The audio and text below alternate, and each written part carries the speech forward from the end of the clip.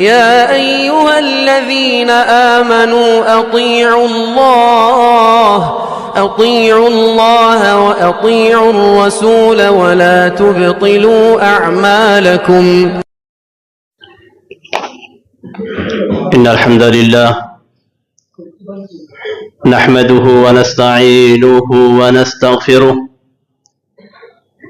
ونعوذ بالله من شرور أنفسنا ومن سيئات أعمالنا.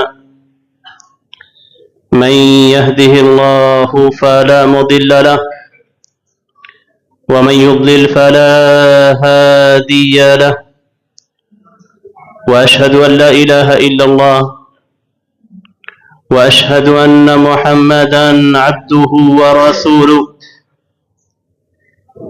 يا أيها الذين آمنوا اتقوا الله حق تقاته ولا تموتن إلا وأنتم مسلمون.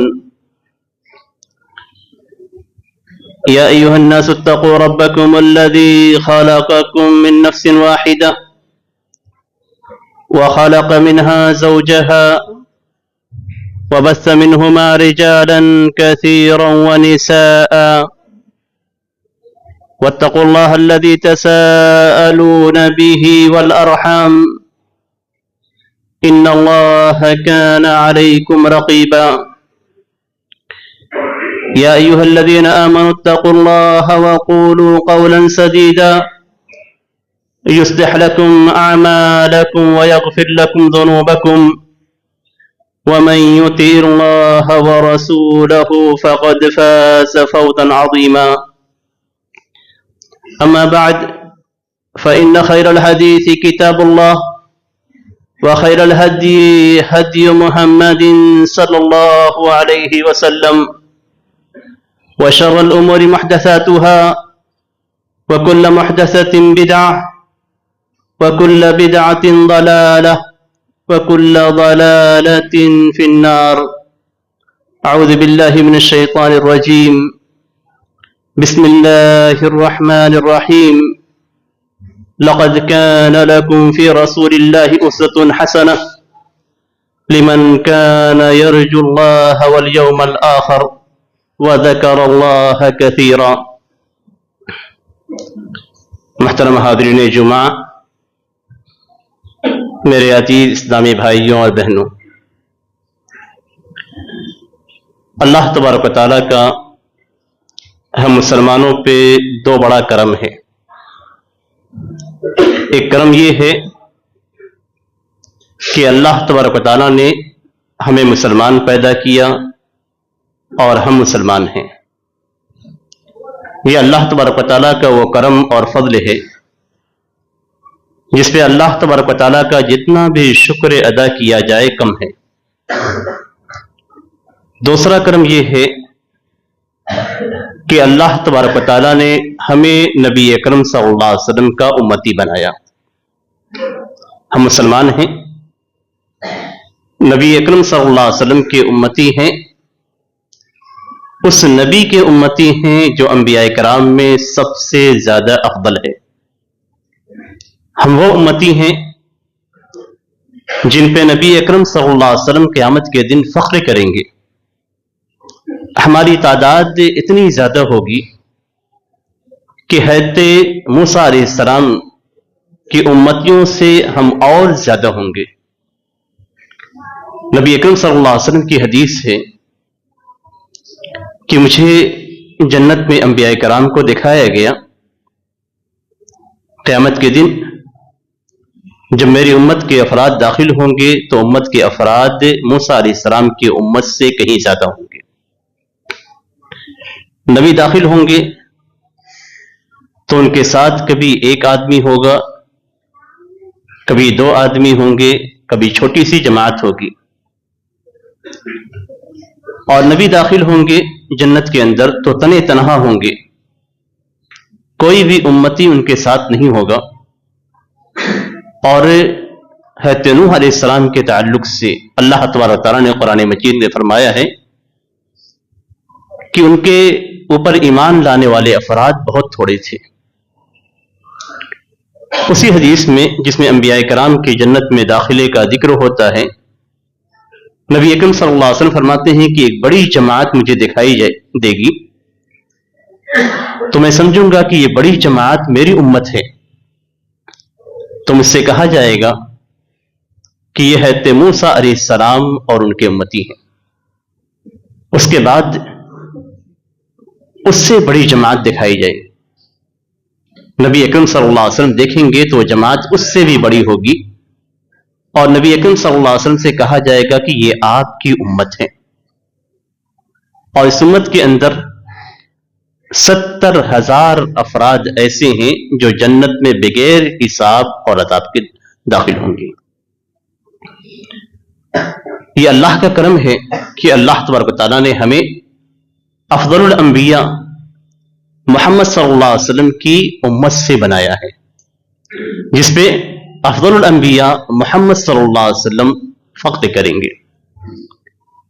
یہ ہمارے لیے فخر کی بات ہے، ہمارے لیے فضل کی بات ہے، لیکن ساتھ ہی ساتھ ایک بہت اہم چیز ہے، اور وہ یہ کہ جس امتی کے ہم نبی ہیں، کیا ہم نے نبی اکرم صلی اللہ علیہ وسلم کی اس سیرت کو، سنت کو پڑھا ہے؟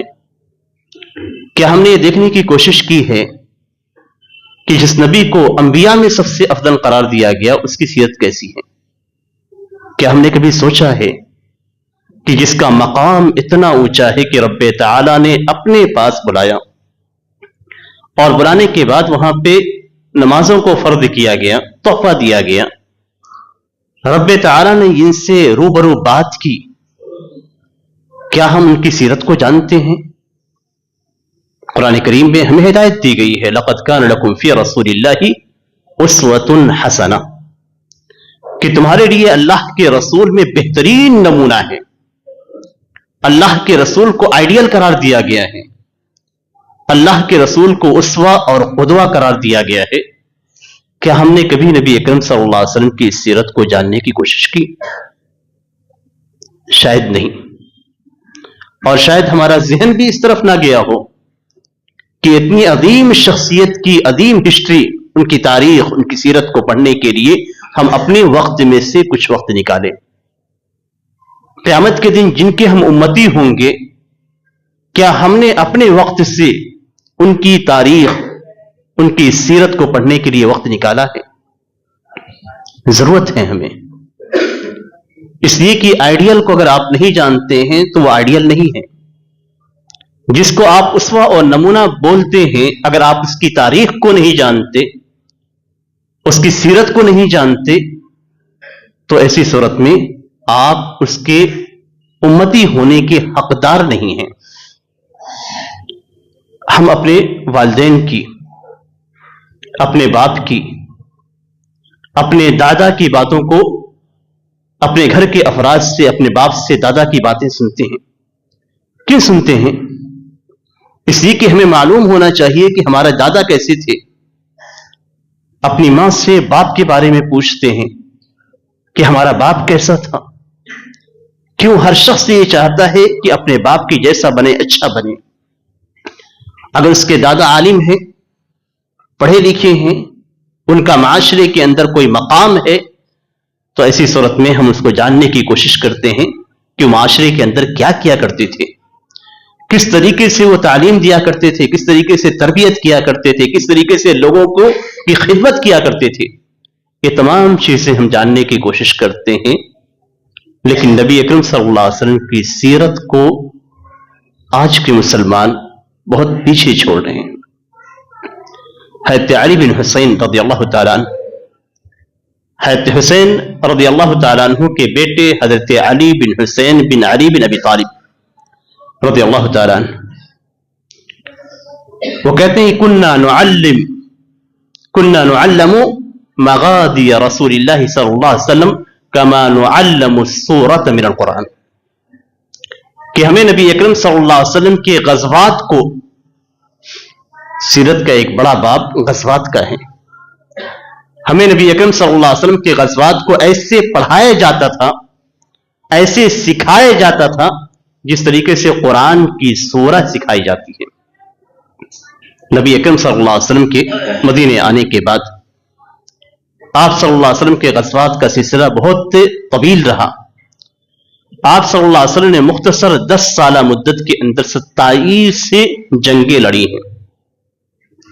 جنگوں کی حالات کو اگر آپ پڑھیں گے، نبی اکرم صلی اللہ علیہ وسلم کے اخلاق کو اگر آپ پڑھیں گے وہاں پہ، تو معلوم ہوگا کہ یہ جنگیں صرف گردن کاٹنے کے لیے نہیں تھی، دوسروں سے لڑائیاں ان کو نقصان پہنچانے کے لیے نہیں تھی، بلکہ اس کے اندر بھی آپ صلی اللہ علیہ وسلم کی سیرت، آپ صلی اللہ علیہ وسلم کے بہترین پہلو، آپ کا حسن اخلاق آپ کے سامنے آئے گا.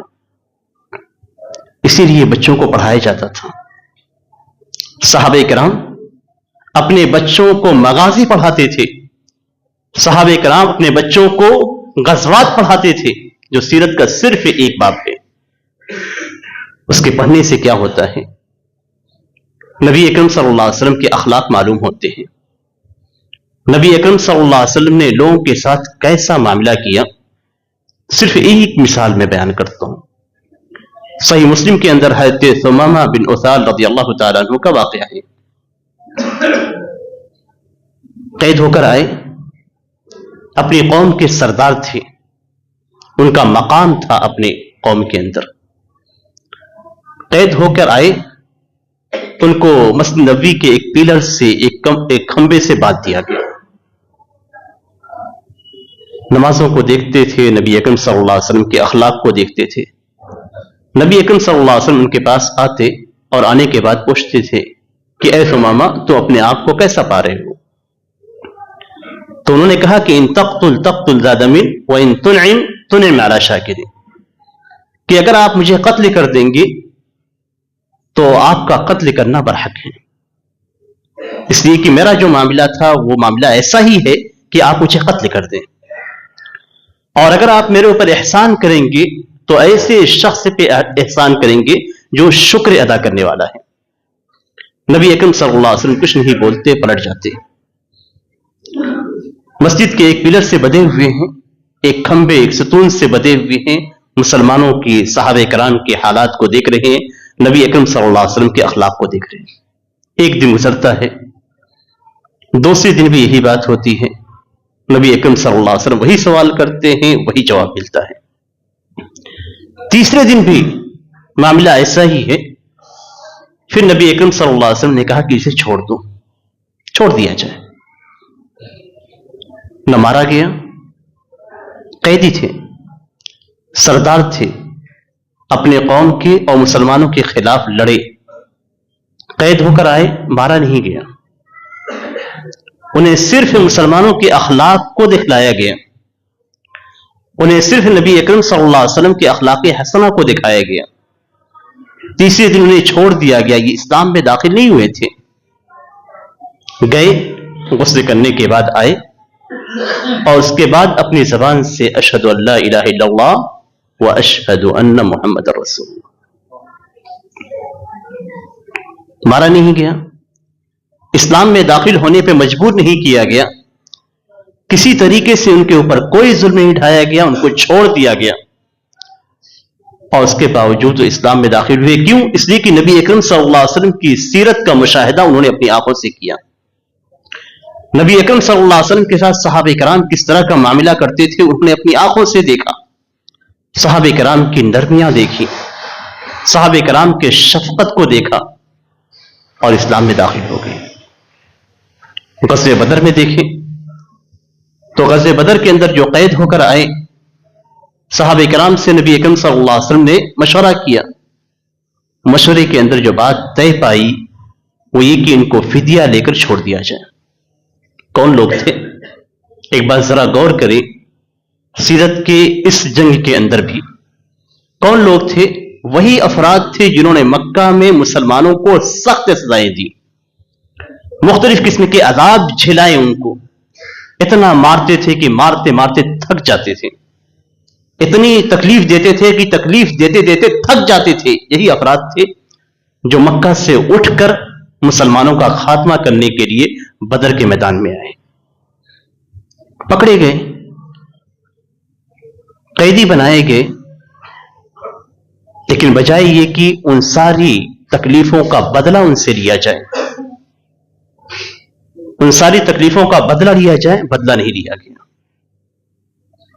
کتنی مصیبتیں مسلمانوں نے مکے کے اندر جھیلی، یہ آپ کو سیرت کے باب میں مل جائے گا۔ سیرت کے باب کو پڑھنے کا فائدہ یہ بھی ہے کہ آپ سیرت کے جب باب کو پڑھیں گے، عہد مکی کو پڑھیں گے، نبی اکرم صلی اللہ علیہ وسلم جب تک مکہ میں تھے، ہجرت سے پہلے مسلمانوں کے حالات کو پڑھیں گے، نبی اکرم صلی اللہ علیہ وسلم کے ساتھ کتنا برا معاملہ کیا جاتا تھا، وہ آپ پڑھیں گے تو آپ کو غصہ آئے گا، آپ کو افسوس بھی ہوگا، آپ کی آنکھوں سے آنسو بھی رواں ہوں گے۔ کیوں؟ مسلمانوں کی تکلیف کو دیکھ کر۔ اتنی تکلیف تھی کہ نبی اکرم صلی اللہ علیہ وسلم خانہ کعبہ کے پاس اپنی چادر کو تکیہ بنا کے لیٹے ہوئے تھے۔ حضرت خباب بن ارت رضی اللہ تعالیٰ عنہ آتے ہیں اور کہتے ہیں کہ اے اللہ کے رسول، یا رسول اللہ، الا تستنصر لنا، الا تدعو لنا، اے اللہ کے رسول، آپ اللہ سے مدد کیوں نہیں طلب کرتے ہیں؟ آپ نبی ہیں، دعا کریں گے تو اللہ تبارک و تعالیٰ آسمان سے آپ کے لیے مدد نازل کرے گا، آپ دعا کیوں نہیں کرتے ہیں؟ آپ اللہ سے مدد کیوں نہیں طلب کرتے ہیں؟ یعنی مسلمان اتنی پریشانی میں ہیں، عذاب کے عالم میں ہیں، مشرکین ان کو ستا رہے ہیں، مار رہے ہیں، اور اس کے بعد ایک صحابی آتے ہیں، نبی اکرم صلی اللہ علیہ وسلم سے کہتے ہیں کہ اے اللہ کے رسول، آپ اللہ سے مدد طلب کیوں نہیں کرتے ہیں؟ آپ اللہ سے دعا کیوں نہیں کر لیتے؟ اللہ سے دعا کریں گے یہ ساری چیزیں ختم ہو جائیں گی۔ آپ نبی ہیں، اللہ سے مدد طلب کریں گے تو اللہ کی مدد آئے گی، تو آپ کیوں نہیں کرتے ہیں؟ تو نبی اکرم صلی اللہ علیہ وسلم نے فرمایا کہ تم سے پہلے جو لوگ تھے، یہ ہندوستان کے حالات، مسلمانوں پہ ظلم اور جن حالات سے دوچار ہیں آج کے مسلمان، اگر سیرت کے اس باب کو پڑھیں جو مکہ سے متعلق ہے، انہیں حوصلہ ملے گا، ان کا ایمان مضبوط ہوگا، ان کے دل کے اندر قوت پیدا ہوگی کہ جو تکلیفیں مکہ کے اندر مسلمانوں کو، صحابہ کرام کو دی جا رہی تھی، وہ تو بہت زیادہ ہیں اور ہمارے حالات تو بڑے ہلکے ہیں۔ آج ہم رونا روتے ہیں کہ ہمارے حالات خراب ہو رہے ہیں اور ہم دن بدن ذلت کا شکار ہو رہے ہیں۔ حقیقت تو یہ ہے کہ یہ سارے ہمارے کرتوتوں کا نتیجہ ہے۔ ایسا کچھ بھی نہیں ہے کہ اللہ کی مدد نہیں آتی ہے، اللہ کی مدد موجود ہے، لیکن ہماری جو حالت ہے، ہماری جو پریشانی ہے، وہ پریشانی یہ ہے کہ ہم اسلام سے دور ہو رہے ہیں، تو اللہ تبارک و تعالی ہمیں عذاب چکھا رہا ہے۔ وَلَنُذِيقَنَّهُمْ مِنَ الْعَذَابِ الْأَدْنَى دُونَ الْعَذَابِ الْأَكْبَرِ لَعَلَّهُمْ يَرْجِعُونَ، کہ ہم انہیں ہلکا عذاب دنیا کے اندر، ہلکا عذاب آخرت کے عذاب سے پہلے ہلکا عذاب چکھائیں گے۔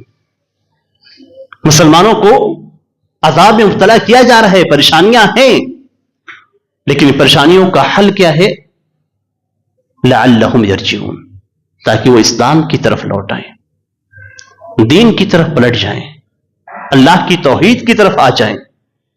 اس لیے اللہ تبارک و تعالیٰ مسلمانوں کو مصیبتوں میں مبتلا کرتا ہے، کبھی ان کے ایمان کو آزمانے کے لیے اور کبھی ان کو ایمان کی طرف پلٹانے کے لیے۔ ہندوستان کے جو حالات ہیں جس سے ہم اور آپ دوچار ہیں، یہ حالات ہمیں اسلام کی طرف پلٹانے کے لیے ہیں، لعلہم یرجعون کی طرف ہیں، کہ شاید یہ لوگ ان عذاب کو دیکھ کر اسلام کی طرف پلٹیں۔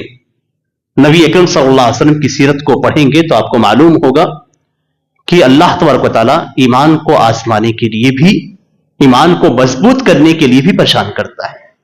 مومن ہیں، آپ نماز پڑھتے ہیں، روزے رکھتے ہیں، اسلام اور شریعت کے آپ پابند ہیں، اس کے باوجود آپ پہ ظلم ہو رہا ہے، تو اس کا مطلب یہ کہ آپ کے ایمان کو مضبوط کیا جا رہا ہے۔ اگر دین میں رہتے ہوئے، شریعت پہ عمل کرتے ہوئے آپ پہ مصائب ٹوٹتی ہیں غیر مسلموں کی طرف سے، تو آپ یہ یقین کر لیں کہ یہ ہمارے ایمان کو مضبوط کرنے کے لیے۔ یہی معاملہ صحابہ کرام کے ساتھ تھا۔ جب حضرت خباب بن الارت رضی اللہ تعالیٰ عنہ نبی اکرم صلی اللہ علیہ وسلم کے پاس آتے ہیں تو نبی اکرم صلی اللہ علیہ وسلم نے کیا جواب دیا کہ تم سے پہلے جو لوگ تھے، وہاں پہ آدمی کو پکڑا جاتا تھا، गड्ढे खोदे जाते थे, गड्ढे में डाल दिया जाता था और फिर उसके बाद बड़ा सा आरा काटने वाली मशीन, उसको लाया जाता था। आरे को ला के उसे 2 टुकड़े कर दिया जाता था, बीच से सर पे रख के उसे चीर दिया जाता था, 2 टुकड़ों में तकसीम कर दिया जाता। दीन से फिरता नहीं था, दीन से फिरता नहीं था वो शख्स। फिर उसके बाद कंघियां लाई जाती थी, वो कंघियां लोहे की बनी होती थी और गोश्त के अंदर डाल के, हड्डी के पास डाल के उसको नोचा जाता था, खींचा जाता था।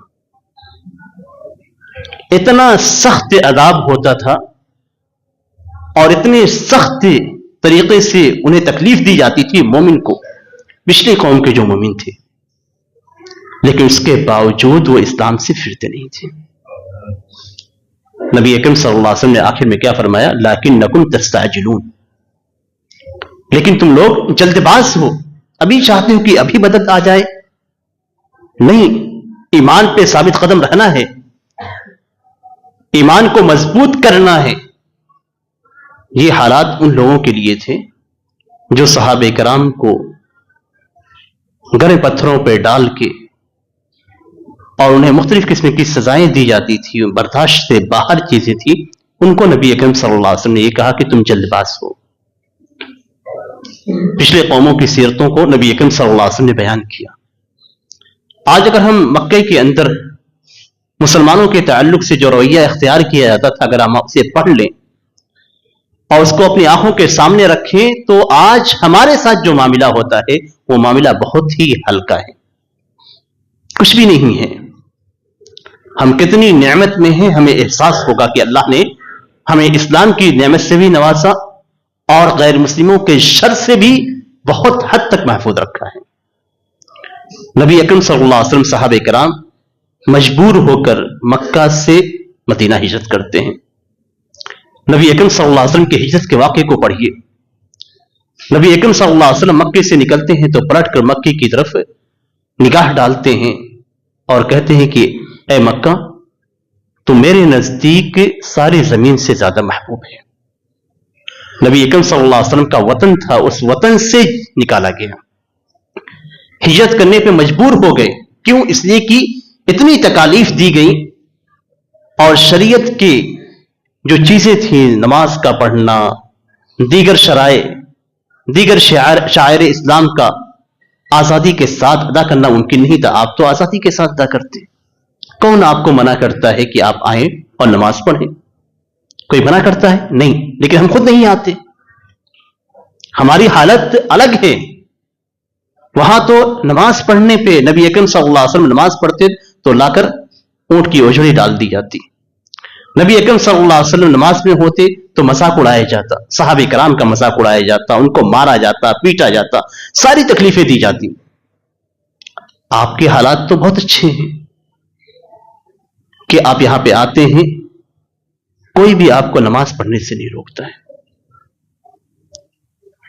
लेकिन मुश्किल यह है कि हम खुद अमल नहीं करते। सहाबे कराम के हालात को देखें, अपने हालात को देखें तो बहुत फर्क है। मुश्किल यह है कि हमने सीरत को नहीं पढ़ा।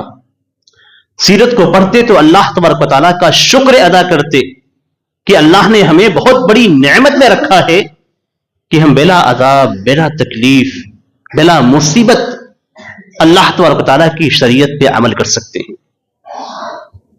नबी अकरम सल्लल्लाहु अलैहि वसल्लम की सीरत के आखिरी हिस्से में जाइए तो नबी अकरम सल्लल्लाहु अलैहि वसल्लम ने जिस बात की ताकीद की वो आज मुसलमान छोड़ रहे हैं।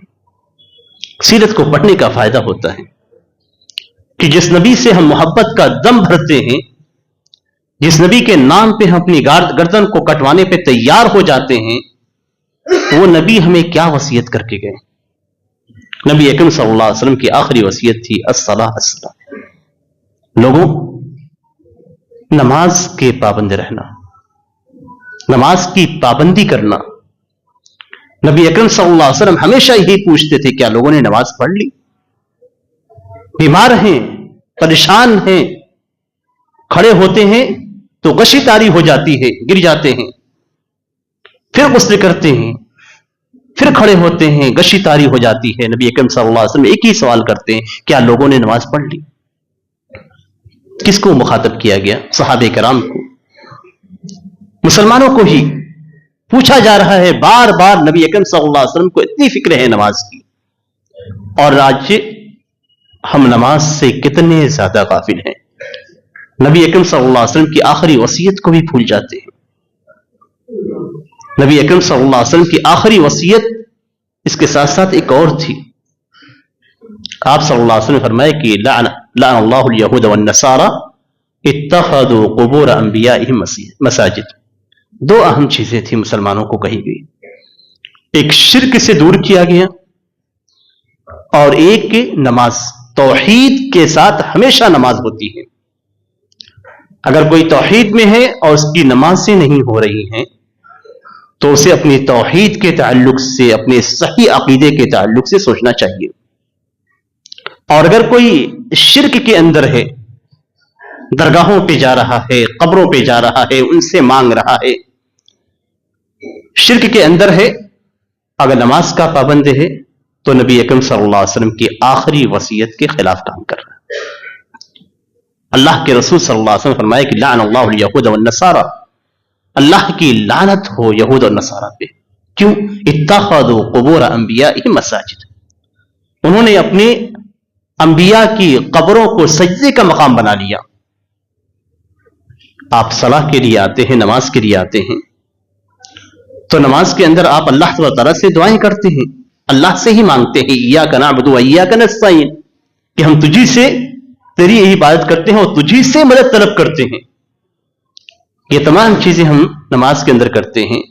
اگر یہی دعائیں جو رب تعالیٰ سے مانگی جاتی ہیں غیر اللہ کے سامنے جا کے مانگی گئی تو غیر اللہ کی عبادت ہے۔ اگر غیر اللہ کی عبادت کے ساتھ صلاح ہے تو کوئی فائدہ نہیں، اس لیے کہ اللہ تبارک و تعالیٰ نے، اللہ کے رسول صلی اللہ علیہ وسلم نے لعنت بھیجی ہے۔ تو کوئی نماز کا پابند ہے اور شرک میں ہے تو وہ بھی نبی اکرم صلی اللہ علیہ وسلم کی وصیت کے خلاف عمل کر رہا ہے، اور اگر کوئی توحید میں ہے اور نماز کو چھوڑ رہا ہے تو وہ بھی اللہ کے رسول صلی اللہ علیہ وسلم کی وصیت کے خلاف چل رہا ہے۔ نبی اکرم صلی اللہ علیہ وسلم کی سیرت کو پڑھنے سے ہمیں معلوم پڑتا ہے کہ ایک باپ کیسے گھر کے اندر باپ کی صورت میں رہے گا۔ نبی اکرم صلی اللہ علیہ وسلم کی سیرت کو پڑھنے سے ہمیں معلوم ہوگا کہ ایک شوہر گھر کے اندر کس طریقے سے ایک شوہر کا روپ دے گا۔ حضرت عائشہ رضی اللہ تعالیٰ عنہ سے پوچھا گیا، جو نبی اکرم صلی اللہ علیہ وسلم کی بیوی تھی، ان سے پوچھا گیا کہ اللہ کے رسول صلی اللہ علیہ وسلم کے اخلاق کیسے تھے؟ بیوی شوہر کے اخلاق کو بہت اچھی طریقے سے جانتی ہے۔ آپ کتنا ہی انکار کریں، کتنا ہی سوچیں، آپ کے اخلاق کو بیوی سے بہتر کوئی نہیں جان سکتا۔ باہر آپ کا دوسرا اخلاق ہو سکتا ہے، لیکن گھر کے اندر جو آپ کا اخلاق ہے یہی معیار ہے۔ نبی اکرم صلی اللہ علیہ وسلم نے خود اپنی مثال دی، خیرکم خیرکم لأہلی وانا خیرکم لأہلی، تمہیں سب سے بہتر شخص وہ ہے جس کا معاملہ اپنے گھر والوں کے ساتھ، بیوی کے ساتھ اچھا ہو، اور میں اپنی بیوی کے ساتھ تمہیں سب سے بہتر ہوں، میرے اخلاق سب سے اچھے ہیں۔ حضرت عائشہ رضی اللہ تعالیٰ عنہ سے پوچھا گیا، ام المؤمنین ہے، نبی اکرم صلی اللہ علیہ وسلم کی زوجہ مطہرہ ہے، پوچھا گیا کہ اللہ کے رسول صلی اللہ علیہ وسلم کے اخلاق کیسے تھے؟ تو آپ نے فرمایا کان خلقہ القرآن۔ حضرت عائشہ رضی اللہ تعالیٰ عنہ کہتی ہیں کہ نبی اکرم صلی اللہ علیہ وسلم کا اخلاق قرآن ہے۔ قرآن کو اٹھا کے دیکھ لیجیے، قرآن میں اللہ تعالیٰ نے بہت سارے مقام پہ یہ کہا ہے کہ اللہ تعالیٰ اس کو پسند کرتا ہے، یحب، اللہ تعالیٰ متقیوں کو پسند کرتا ہے، اللہ تعالیٰ محسنین کو پسند کرتا ہے۔ اس طریقے سے آپ قرآن کا مطالعہ کریں گے تو آپ کو معلوم ہوگا کہ اچھے اخلاق کو قرآن میں بیان کیا گیا ہے کہ اللہ تعالیٰ ایسے لوگوں کو پسند کرتا ہے۔ وہ سارے اخلاق نبی اکرم صلی اللہ علیہ وسلم کے اندر تھے۔ بیوی گواہی دے رہی ہے، اور یہ گواہی ام المؤمنین کی ہے، اس لیے یہ نہیں کہا جا سکتا ہے کہ غلوص سے کام لیا گیا۔ قرآن کریم نے خود اس کی شہادت دی، وَإِنَّكَ لَعَلَىٰ خُلُقٍ عَظِيمٍ، آپ بہترین اخلاق کے مالک ہیں، عظیم اخلاق کے مالک ہیں۔ نبی اکرم صلی اللہ علیہ وسلم خود کہتے ہیں کہ انما بعثت لاتمم مکارم الاخلاق، کہ مجھے بھیجا ہی اسی لیے گیا ہے کہ میں جو اچھے اخلاق ہیں ان کی تکمیل اور تتمیم کروں۔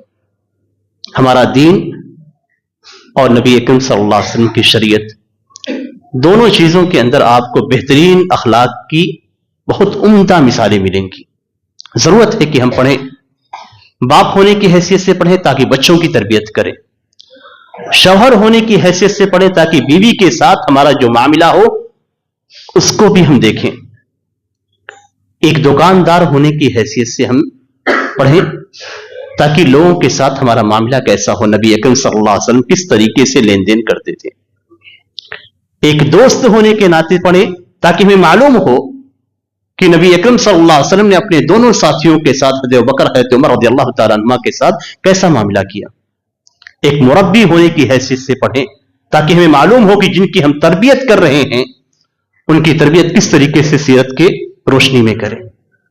ایک معلم ہونے کی حیثیت سے ہم پڑھیں تاکہ ہمیں معلوم ہو کہ کس طریقے سے نبی اکرم صلی اللہ علیہ وسلم اپنے طالب علموں کی، صحابہ کرام کی کس طریقے سے تربیت کیا کرتے تھے، کس طریقے سے تعلیم دیا کرتے تھے۔ ایک قائد ہونے کی حیثیت سے ہم دیکھیں کہ نبی اکرم صلی اللہ علیہ وسلم جب قائد کے مقام پہ بیٹھتے تھے تو کس طریقے سے نیچے کے لوگوں کا خیال کرتے تھے، کس طریقے سے نرمی پائی جاتی تھی، کہاں پہ جہاں پہ معاملہ نرمی کا ہوتا تھا، اور کس طریقے سے سختی پائی جاتی تھی جہاں پہ معاملہ سختی کا ہوتا تھا۔ ابن الطبیہ کا واقعہ ہے کہ انہیں نبی اکرم صلی اللہ علیہ وسلم نے زکوٰۃ کا مال وصول کرنے کے لیے بھیجا، وہ آئے اور آنے کے بعد نبی اکرم صلی اللہ علیہ وسلم کو زکوٰۃ کا مال دیا اور کہا یہ آپ کے لیے اور یہ مجھے ہدیہ دیا گیا ہے۔ تربیت دیکھیے اور غیرت بھی دیکھیے، نبی اکرم صلی اللہ علیہ وسلم کے پاس صدقہ کا مال لے کر دے دیتے ہیں کہ یہ آپ کے لیے ہے، یہ صدقہ کا مال میں وصول کر کے آیا ہوں، اور یہ جو مال ہے یہ مجھے ہدیے کے طور پہ دیا گیا ہے، میں گیا تھا وصول کرنے کے لیے، تو نبی اکرم صلی اللہ علیہ وسلم کا عامل تھا، ان کی طرف سے مقرر کیا ہوا شخص تھا، تو لوگوں نے دیا۔ نبی اکرم صلی اللہ علیہ وسلم کیا کہتے ہیں، حَلَّا جَلَسَ فِي بَيْتِ أَبِيهِ، کیوں اپنے باپ کے گھر میں بیٹھا ہوتا۔ اتنا سخت جملہ آپ نے فرمایا کہ اپنے باپ کے گھر میں بیٹھا رہتا اور دیکھتا ہی کیسے اس کے پاس ہدیہ آتا ہے، گفٹ ملا ہوا ہے، صدقہ وصول کرنے گیا ہے تو گفٹ ملا ہوا ہے، تو باپ کے گھر میں بیٹھتا اور بیٹھ کے دیکھتا کہ اس کے پاس صدقات یا اسی طریقے سے ہدیات آتے ہیں یا نہیں آتے۔ سختی اختیار کی گئی، کیوں؟ اس لیے کہ معاملہ اللہ کے مال کا تھا، لوگوں سے جو گفٹ ملا ہوا ہے، جو ہدیے ملے ہوئے ہیں، وہ صدقات کے وصول کرنے کی وجہ سے ملے ہوئے ہیں، اس لیے اس کا حق صدقات میں ہے، آپ کو رکھنے کا حق نہیں۔ تو جہاں پہ غیرت کی بات آتی ہے وہاں نبی اکرم صلی اللہ علیہ وسلم کی غیرت آپ دیکھیں، قائدانہ صلاحیت دیکھیں، جنگی معاملات میں کس طریقے سے نبی اکرم صلی اللہ علیہ وسلم تھے وہ نمونہ دیکھیے، صحابہ کرام کے ساتھ مل کر مشورہ کرتے، اپنی بات کو کسی پہ تھوپنے کی کوشش نہیں کرتے تھے۔ جنگوں میں دیکھیے نبی اکرم صلی اللہ علیہ وسلم کسی مقام پہ اترتے، آپ کو لگتا کہ یہ مقام بہتر ہے۔ غزوہ بدر کے اندر دیکھیے نبی اکرم صلی اللہ علیہ وسلم نے پورے لشکر کا پڑاؤ ایک جگہ پہ کیا، حباب ابن منذر رضی اللہ تعالیٰ عنہ آتے ہیں اور کہتے ہیں کہ اے اللہ کے رسول، کیا یہ وہ مقام ہے جہاں پہ اللہ تعالیٰ نے آپ کو اتارا ہے؟ یعنی کیا وحی آپ کو دی گئی ہے، اللہ کی طرف سے حکم دیا گیا ہے کہ آپ اس جگہ پہ اترے، یا آپ کی یہ رائے ہے اور جنگی طور پہ آپ نے اس مقام کو اختیار کیا؟ نبی اکرم صلی اللہ علیہ وسلم فرماتے ہیں بل الرأی والحرب والمکیدہ، کہ یہ طریقہ جو میں نے اختیار کیا ہے یہاں اترنے کا، پورے لشکر کو یہاں پہ اتارا ہے، یہ ایک میری رائے ہے، جنگی تدبیر کے طور پہ ہے۔ تو حضرت حباب بن منذر رحمہ اللہ رضی اللہ تعالیٰ عنہ کہتے ہیں کہ یہ اترنے کی جگہ نہیں، بلکہ ہم اور آگے جا کر لشکر کو اتاریں گے اور سارے کنویں ہمارے پاس رہیں گے، ہم پانی پیئیں گے اور دشمنوں کو پانی نہیں ملے گا۔ نبی کے سامنے ایک صحابی کا مشورہ، کیا نبی اکرم صلی اللہ علیہ وسلم نے یہ کہا کہ نہیں میری بات کے آگے تو اپنی بات رکھتے ہو؟ آج ہم جب قائد بن جاتے ہیں، اگر کوئی مشورہ دیتا ہے تو اپنے مشورے کو آگے کرنے کی کوشش کرتے ہیں اور دوسروں کی رائے کو نہیں لیتے۔ نبی اکرم صلی اللہ علیہ وسلم لشکر کو اٹھنے کا حکم دیا، جا کر آگے پڑاؤ ڈالا گیا۔ حضرت حباب بن منذر رضی اللہ تعالیٰ عنہ کی رائے کو قبول کیا گیا اور اس پہ جنگ کی گئی۔ ایسے کتنے واقعات آپ کو غزوے کے اندر، کتنے واقعات نبی اکرم صلی اللہ علیہ وسلم کے صحابہ کرام کے ساتھ پیش آئے، بلکہ اللہ نے حکم بھی دیا، جب نبی کو حکم دیا گیا وَشَاوِرْهُمْ فِي الْأَمْرِ، کہ دین کے معاملے میں، مسلمانوں کے معاملے کے اندر آپ صحابہ کرام سے مشورہ کریں۔ یہ قائدانہ صلاحیت ہے نبی اکرم صلی اللہ علیہ وسلم۔ اس طرح کے کتنے نمونے آپ کو صحابہ کرام کے ساتھ نبی اکرم صلی اللہ علیہ وسلم کے تعلقات، آپ صلی اللہ علیہ وسلم کی سیرت کے اندر آپ کو ملیں گے۔ اس میں ہمارے لیے رہنمائی ہے، ہم کس جگہ پہ ہیں اس جگہ پہ اپنے آپ کو رکھ کر نبی اکرم صلی اللہ علیہ وسلم کی سیرت سے فائدہ اٹھائیں۔ کوئی بھی جگہ ایسی نہیں ہے، آپ کی پوری زندگی میں آپ جس لیول پہ بھی رہیں، جس مقام پہ بھی ہیں، آپ بیٹے ہیں، باپ ہیں، یا آپ تاجر ہیں، یا معلم ہیں، مربی ہیں، کوئی بھی آپ کی حیثیت ہو، حتیٰ کہ مسجد کے امام بھی اگر آپ ہیں، مسجد کے مؤذن بھی آپ ہیں، تو وہاں پہ نبی اکرم صلی اللہ علیہ وسلم کی سیرت سے آپ کو فائدہ ضرور ملے گا۔ ضرورت ہے ہمیں کہ ہم نبی اکرم صلی اللہ علیہ وسلم کی سیرت کا بہت غور سے مطالعہ کریں، کم از کم ہر دن نبی اکرم صلی اللہ علیہ وسلم کی سیرت کا ایک صفحہ یا ایک واقعہ پڑھیں۔ اگر اتنا ہم کریں گے تو انشاءاللہ 2 سے 3 مہینے میں ہم نبی اکرم صلی اللہ علیہ وسلم کی بہترین سیرت کو سیکھ بھی لیں گے اور اس کو اپنائیں گے بھی، اور ہماری جو محبت نبی اکرم صلی اللہ علیہ وسلم سے ہے وہ محبت بھی ہمیں معلوم ہوگی، اور اسی کے ساتھ ساتھ ہمیں یہ بھی معلوم ہوگا کہ دشمنان اسلام نبی اکرم صلی اللہ علیہ وسلم پہ جو تہمتیں لگاتے ہیں، نبی اکرم صلی اللہ علیہ وسلم پہ جو الزامات لگاتے ہیں، ان الزامات کا جواب کیسے دیں گے۔ اس لیے کہ ساری جگہوں پہ آپ کو اعلیٰ اخلاق ملیں گے۔ نبی اکرم صلی اللہ علیہ وسلم کے ایک ایک اخلاق چیخ چیخ کر پکار رہے ہیں کہ یہ باتیں حقیقت ہیں اور جو الزامات ہیں وہ غلط ہیں۔ یہ ہر مسلمان کر سکتا ہے اسلام کا دفاع، اپنے پیارے نبی کا دفاع اسی صورت میں کر سکتا ہے جو وہ سیرت کو اچھی طریقے سے پڑھے، اس کا مطالعہ کرے۔ اگر نہ سمجھ میں آئے تو علماء کرام کے پاس جا کر ان سے سمجھے، لیکن یہ ضروری ہے کہ ہم خود پڑھیں، اپنے بچوں کو پڑھائیں، اور نبی اکرم صلی اللہ علیہ وسلم سے محبت میں ہم خود اضافہ کریں۔ اللہ تعالیٰ سے دعا ہے کہ اللہ تعالیٰ ہمیں نبی اکرم صلی اللہ علیہ وسلم کی سیرت کو پڑھنے کی توفیق عنایت فرمائے، اور نبی اکرم صلی اللہ علیہ وسلم کو ہمارے لیے اسوہ اور نمونہ بنائے، اور ہماری زندگی نبی اکرم صلی اللہ علیہ وسلم کے سیرت کے طرز پہ گزرے، اور ہمیں آخرت میں نبی اکرم صلی اللہ علیہ وسلم کا امتی بنائے۔ آمین۔ بارک اللہ لی ولکم فی القرآن العظیم ونفعنی وإیاکم ما فیہ من الآیات والذکر الحکیم، انہ تعالی جواد کریم ملک بر رؤوف رحیم۔